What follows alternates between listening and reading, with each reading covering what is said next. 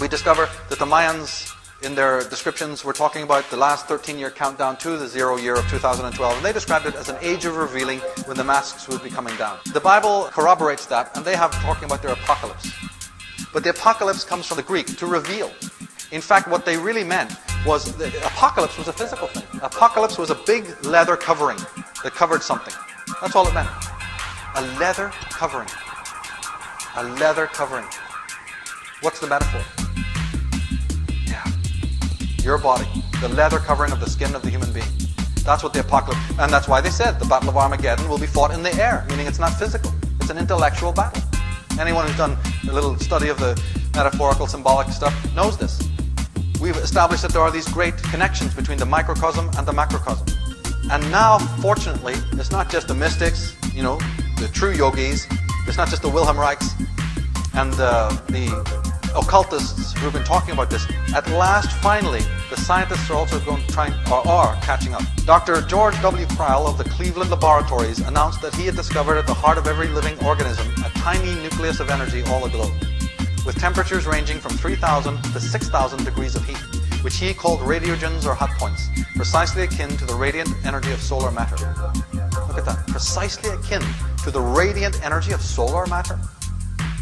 He affirmed that a tiny particle of the sun's power and radiance was lodged within the heart of every organic unit. If a mystic had said it, it would be crazy, he's on something. But a scientist is now saying it. Deepak Chopra addresses it. Photons, which is the highest form of physical light, come out of nowhere. They cannot be stored, they can barely be pinned down in time. And they have no home in space whatsoever. That is, light occupies no volume and has no mass. The similarity between a thought and a photon is very deep. Both are born in the region beyond space and time where nature controls all processes, in that void which is full of creative intelligence. In the early 1980s, thanks to the development of a sophisticated measurement device, a team of scientists demonstrated that the cells of all living beings emit photons of a rate up to approximately 100 units per second per square centimeter of surface area. They also showed that DNA was the source of the photon emission. The Mayan calendar, says Stephen Hanauer, is the only calendar known to be based on galactic cycles. The Mayans claimed that they created this calendar in order to monitor the light coming from the center of the galaxy and how it affected our DNA. We now know, through the work of Fritz Popp, that DNA not only absorbs light, but also emits light. DNA also appears to be the bridge between our physical and etheric bodies. Modern science now realizes that our DNA directly reflects our consciousness, making it possible for us to willfully change our DNA. Now that's magic, and that's true religion.